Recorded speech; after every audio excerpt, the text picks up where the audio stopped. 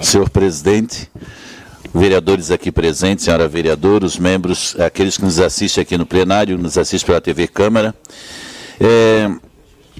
Na verdade, eu venho falar de um tema que chamou a atenção no Fantástico do final de semana, e eu acho importante porque trouxe uma discussão à tona, e nós discutimos aqui, e só eu acho que eu trouxe aqui, vereador TT, umas 4 vezes o tema segurança. E o Fantástico trouxe uma reportagem, até não queria mencionar o nome do programa, sobre a questão das drogas, na questão da infância, na adolescência e na juventude, e a seriedade disso. Mas, além disso, trouxe uma estatística importante que eu acho que as políticas públicas deveriam avaliar. Aquele entendimento de que os adolescentes que estão nas ruas, que não têm a casa ou que não vão para casa, não têm família, não têm pai, não têm mãe, esse caiu por terra, porque mais de 90% daquelas crianças, daqueles adolescentes, têm família sim, têm para onde ir. Então o problema, ele é familiar, ele é social. Mas sabe o que me chamou a atenção? Talvez o ponto que desencadeou o interesse de vir aqui trazer e partilhar com os pares vereadores, a vereadora Sandra, até porque nós somos frutos da periferia do município de São José. É o que uma mãe falou. Ela disse, eu luto com todas as forças e com toda a minha angústia para tirar o meu filho, naquele caso, dessa situação. Mas não há uma contrapartida pública de estruturas, nem é para tratamento, mas para que possa fazer as atividades durante o dia, ou alguma atividade que preencha a vida do adolescente e da juventude. E se nós formos olhar o extrato do que o IBGE passou da formação das famílias, e aí eu gostaria que aqueles que nos assistem pudessem refletir, é muito diferente da família onde nós fomos criados, porque o provedor era o pai, e ele saía para trabalhar, e lógico, a mãe trabalhava em casa mais do que uma condenada, fazia tudo. A mãe da vereadora Sandra matava porco junto com a minha mãe, limpava as vísceras, vendia aquilo, e a mãe de um monte de gente. E nós vivemos disso e sobrevivemos disso. Mas era interno, e a obrigação de prover era do homem. Mas a mulher estava aí olhando os seus o dia todo, na maioria das casas. Então era difícil se perder um. Um ou outro que era um pouquinho mais mal criado, a gente dizia, aquele ali é rebelde, já tinha um conceito comunitário.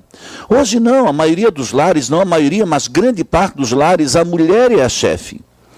E eu vou dizer para vocês, eu conheço N famílias que a mulher sai para trabalhar e deixa o filho de 8 cuidando do filho de 5 e o de 3, porque ela não tem condições de manter.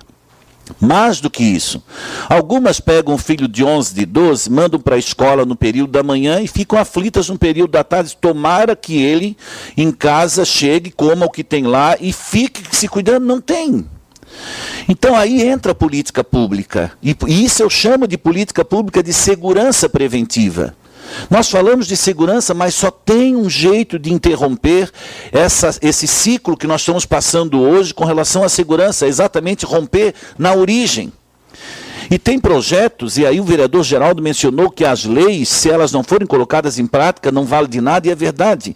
Mas nós aprovamos aqui um projeto, a Câmara até era de minha autoria, mas não importa a autoria de quem, que era de incentivo às práticas esportivas nas comunidades, com incentivo de colocação de quadras poliesportivas, e que tivesse professores de educação física, que, por exemplo, numa determinada região, um professor durante a semana rodasse em 3, 4 bairros, de manhã e de tarde, com atividades, preenchendo esse tempo com esse adolescente. Isso faz com que ele não caia nas garras, ele não esteja no ocioso. Nós temos que tomar uma atitude proativa, porque senão não tem como romper essa questão da segurança. Mas pode botar 10 mil policiais, um em cada esquina, não vamos resolver. Ou então a gente determina que mulher vai voltar para dentro de casa. Isso é um suicídio, eu estou brincando? Não existe. Porque a formação, a estrutura da família mudou. A estrutura da família hoje, ela é tão dependente do homem quanto da mulher. Então o Estado tem que ver a transformação social e planejar as políticas públicas nesse sentido. E aí, vereadores, eu quero dizer que a gente pode dizer, mas eu não tenho essa dificuldade, porque eu boto os meus filhos em atividade extracurricular, em inglês, academia, etc. e tal, e eu estou fora. Eu sei que os vereadores não pensam assim, mas nós vivemos uma equação tão perigosa que vai chegar um tempo, e já estamos vivendo esse tempo, que nós temos que nos blindar de tal forma porque nós vamos ser exatamente as presas do outro lado. E muito mais, a classe média e a classe média alta é atingida com a questão das drogas frontalmente tanto quanto a classe baixa. Então não existe uma ação de segurança na questão coercitiva que vá resolver essa solução. E eu trouxe isso exatamente para que em algum momento nós possamos parar, legislativo e executivo, eu não sei se isso vai acontecer, e dizer, pelo menos nesse âmbito nós vamos começar com algumas ações. Eu desafio, e eu sei que o executivo municipal é sensível a isso, eu desafio, né, de que se nós fizermos ações simples, tipo essa, nos bairros e nas comunidades, eu duvido se nós não teremos, num curto prazo, de 5 a 10 anos, um declínio nos índices de criminalidade nos bairros, inclusive no consumo de drogas. É a única maneira. Mas vamos lá, vamos pegar bairros. A Colônia Santana, ela é um polo de consumo e distribuição de drogas. Ela é. Aliás, me diga um bairro que não é. Todos são. Mas não tem um equipamento comunitário, não tem. Tem agora uma academia lá, mas não é isso, tem que ser mais. O sertão do Maruim é um caos. É um caos, gente, não tem nada. A Vila Formosa, aí nós vamos, se nós começar a passar um pente fino, não dá, então a aflição é que não existe uma ação que a gente diga assim, isso está ruim, mas vai melhorar. Não, eu digo, isso está ruim, mas vai piorar, porque não tem como melhorar. Então aquela frase daquela mãe aflita dizendo, eu não tenho o que fazer, eu não sei onde colocar, eu não tenho um amparo. Eu queria partilhar porque ela me incomodou profundamente, mas me incomodou como alguém que tem a possibilidade de pelo menos gritar para dizer que nós temos que fazer. Concedo uma parte, vereador Telmo. Obrigado pela parte, vereador. A sua fala ela é bastante pertinente, pontual e nos angustia. E eu penso o seguinte, vereador, enquanto o poder público não assumir o seu papel de criar políticas públicas nas regiões periféricas, políticas públicas de educação, não só educação formal, mas de educação, de cultura, de emprego e renda, aonde possa fazer com que esse jovem saia da marginalidade de qualquer processo educacional, qualquer processo, e se sinta incluído como cidadão, nós não vamos resolver. Eu acho que o primeiro caminho é a educação. Passa pela educação e depois passa por essas políticas complementares, porque senão não tem saída. Hoje nós estamos recebendo, vereador, os novos sujeitos que a gente chama. São alunos, jovens, crianças que estão online o tempo todo, no mundo virtual, recebem milhões de informações e eles estão assim em contato com o mundo. E a educação, essa que o senhor fala da família, que era tradicional, essa já não existe mais. Nós temos uma nova dinâmica familiar, onde temos pai, mãe, avós cuidando, filhos mais velhos. Então, o senhor é bastante pertinente, interessante. Eu acho que essa casa tem que se posicionar, principalmente o que o senhor falou.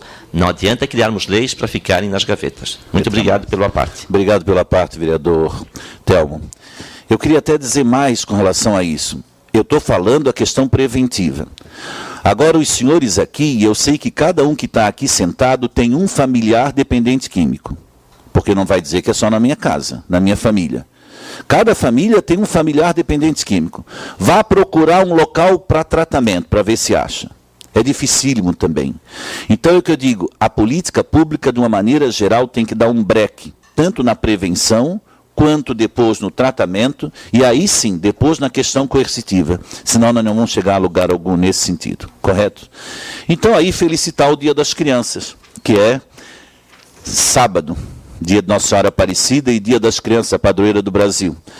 E eu, nesse momento, eu vou ser meio irônico, eu vou rezar bastante para Nossa Senhora Aparecida, para que a nossa protetora ilumine as mentes dos gestores, e aí vai um apelo, até a quem está chegando agora, eu não estou culpando ninguém, que mude o vetor de ação política nas cidades. Nós temos que olhar pessoas, olhar família e tirar o foco um pouquinho nas outras questões que os modelos mostraram que não funcionam e não dão certo. A coletividade não está feliz com o que está sendo apresentado. Esse modelo não serve. A população está à margem, não está inserida, não vai estar inserida e nós vamos cada vez mais fazer aumentar esse bolo desse problema.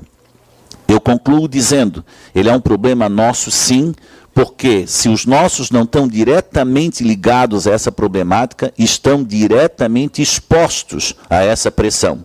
E eu não sei por quanto tempo eles podem segurar e resistir. Obrigado.